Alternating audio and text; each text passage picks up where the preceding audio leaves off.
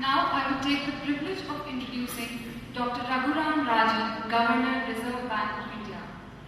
Dr. Raghuram Rajan is the current and the 23rd Governor of the RBI.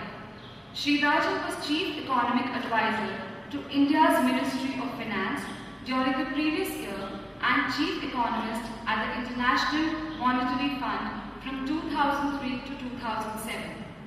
He graduated from the Indian Institute of Technology, Delhi, with a bachelor's degree in electrical engineering in 1985, after which he acquired a postgraduate diploma in business administration from IIM Ahmedabad in 1987.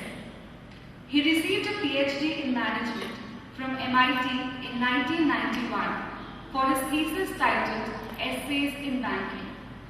After graduation, Dr. Rajan joined the Booth School of Business at the University of Chicago. He was the chief economist at the International Monetary Fund from October 2003 to December 2006. In November 2008, Indian Prime Minister Shri Manmohan Singh appointed Dr. Rajan as the Honorary Economic Advisor. He also prepared the Economic Survey of India for the year 2012 and 13.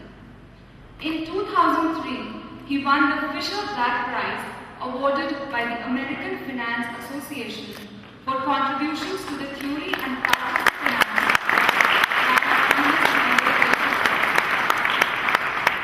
He was awarded the 5th Dodd-Frank Prize for Financial Economics 2013 for his groundbreaking research work which influenced financial and macroeconomic policies around the world.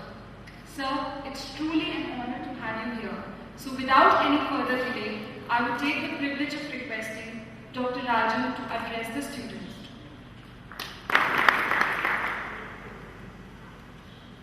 Thank you very much for that kind introduction. Thank you, Mr. Sai. And thanks to my colleagues from the RBI, many of whom are here. And of course, a warm hello to all the students who are gathered here today. I'll spend 5 or 10 minutes just talking about where I think we are in the economy, and then open up to questions, because I think it's going to be more fun interacting with you rather than my giving a monologue from here. Let me tell you a little bit about what I think was happening in the last few months. Clearly, there was a mood of pessimism in this country, which I think started feeding on itself. I sort of liken this to how we treat our cricket team. We treat our economy the same way. When the going is moderately good, we elevate the cricket team to the level of gods and don't look at any of their flaws. And obviously, there are flaws. I mean, our cricket team is not perfect.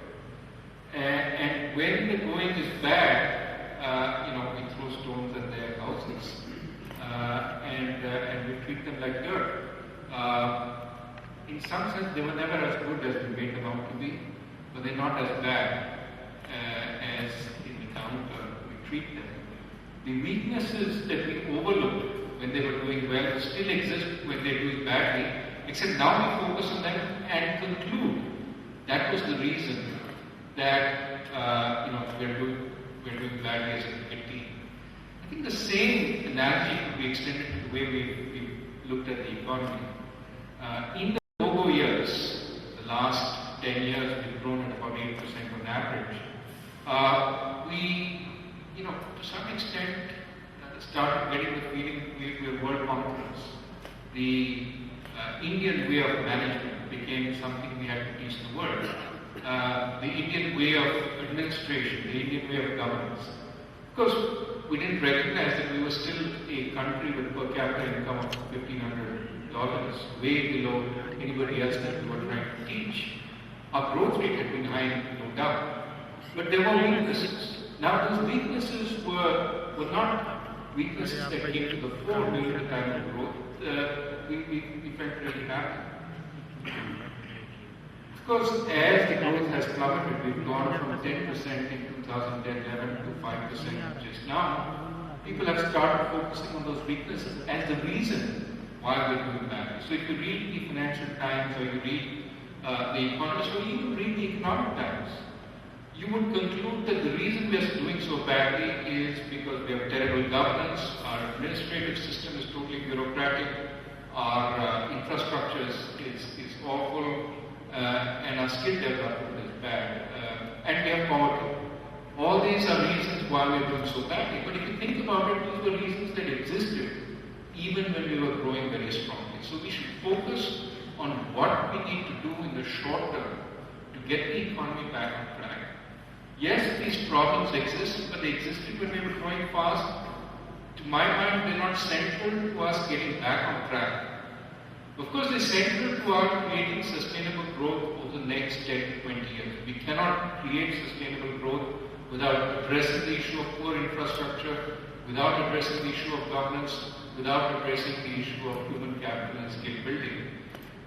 But to get the economy back to growth, what we need to focus on, which is what the government has been focusing on, what the RBI has been focusing on, is a little simpler. We don't have to remake the financial system. We don't have to remake the industrial structure. We don't have to become a manufacturing giant. What we needed to do was focus on a few areas where implementation had gone wrong, where we had perhaps not done enough in pushing.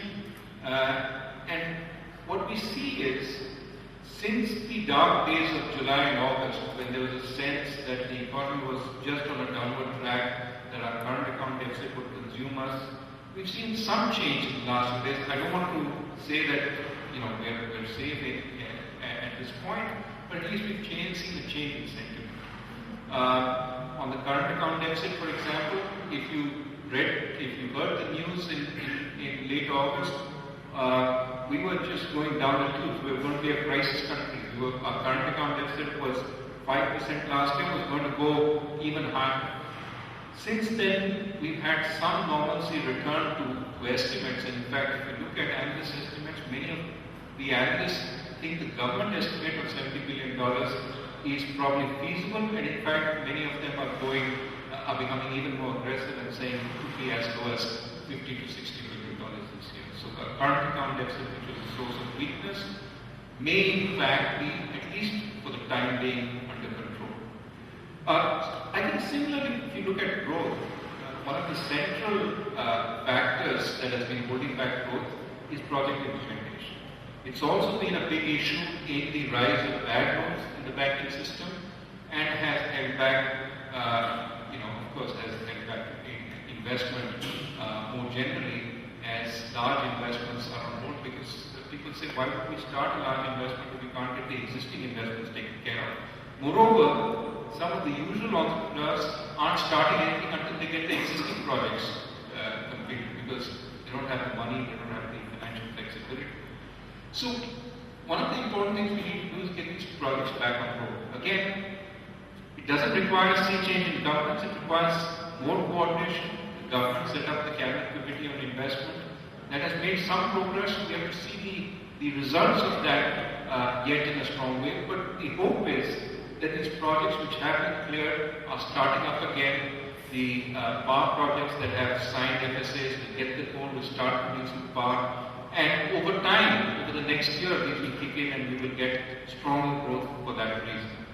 We'll also get stronger growth from agriculture, that the good harvest will create a lot of good sentiment in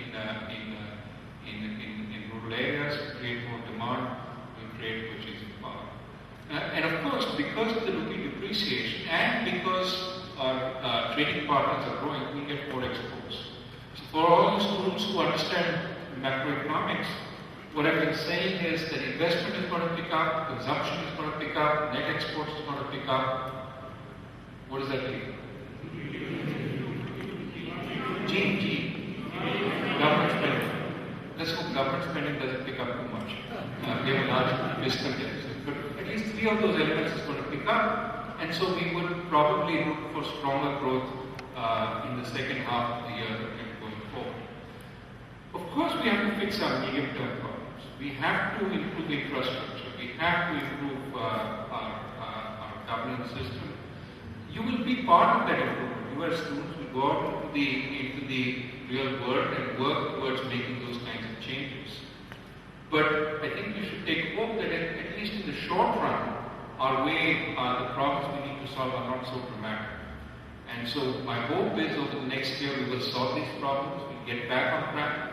We at the Reserve Bank of India are fully committed to making the kind of deep changes that we need to create a first-class financial system for India. And all my colleagues and I are joined together in this effort. Again, we can partition it into short-term issues and long-term issues. So short-term, we are trying to deal with the bad news in the banking system. We're trying to deal with the how to structure monetary policy in this kind of environment. But we're also thinking about the medium term. What kinds of structural changes we need to make? The RBI has put out a very good paper on what the structure of the banking system would look like over the next 10 to 20 years, and including many kinds of ideas such as differentiated bank licenses, different bank licenses. If you're a small bank servicing the local area, if you're a bank only taking deposits and investing in treasury securities, or if you're a wholesale bank performing investment banking kind of functions, we will think about that. We will be in the forefront of global financial systems in doing that. How do you get information widely disseminated about the quality of assets, of corporate assets, of bank assets? How do you inform the investor? Clearly, the RBI plays a role as much as entities like SEBI. We are going to participate. We are going to participate and hopefully be in the vanguard of a tremendous transformation of the financial system over the next 10 years. And I would hope that would accompany a tremendous transformation of the real economy over the next 10 years. But that is what we have to look forward to, and I hope that many of you students who are graduating will help us and will play a part in that big transformation. So those are my opening remarks. I'm happy to answer questions. I think it will be more fun if you ask questions to try and answer them. Please. Mr. Gowda. To build on your cricket analogy, the cricket captain has a mohawk. RBI now has an inflation hawk. So that's what we hear. How come we're seeing, when the country desperately needs growth, we are continuing to see an emphasis on tackling inflation? So Mr. Gowda, who is one of our board members, is usually not allowed to ask questions in public. Just to break the ice, actually. Asks about inflation and why we're tackling inflation. One of the, I think, broad, I would say misconceptions is that growth and inflation can coexist. And this is a sense, if you tackle inflation, you're hurting growth. Unfortunately, what happens is that if you let inflation loose, it can be very detrimental to growth itself. And so, clearly in the short run, in the very short run, sometimes tackling inflation is seen as inimical to growth. And that's the sense in which Rajiv asked the question. But in the medium term to the longer run, think beyond your horizon of a few months or even the horizon of a few days. Stock market went down when we raised one interest rate a week and a half back. It's pretty much back where it was. So, don't look at one-day reactions or two-day reactions. But think of what is important for the medium term. In order for businesses to conduct activity, in order for savers to save in financial assets rather than to save in gold or save in real assets like real estate, they have to have a sense that inflation is stable and relatively low. So from a perspective of beyond a few days, it makes sense to have low inflation even if you are worried about growth. And that's why, from the perspective of the central bank, the best thing it can do is moderate inflation. Now, at the same time, one must remember that if you are in a situation of high inflation, to control that inflation will, in the short run, typically have an effect on growth. So you have to be careful in times when growth is relatively weak, not to be too strenuous on trying to tackle inflation. You take it a little easier in tackling inflation because you don't want to kill growth. And also you recognize that growth itself being so weak will have an effect on moderating inflation. So I think the notion that you're an inflation hawk or an inflation dove overstates the case. The hawk, people immediately say Paul Volcker. This is Paul Volcker back, he's going to raise interest rates to 18% or 22%, kill the economy, kill growth, and that's how we're going to kill inflation. Well, there are more humane ways of trying to bring inflation under control, and typically means that in a weak economy, you take a little longer to bring it under control. You still are focused on inflation, and if inflation breaks out in a big way, you will address it. But you also keep in mind that the economy is weak, that the technical jargon is the output gap is negative, that the potential is higher than where we are right now, and therefore there are disinflationary processes at work.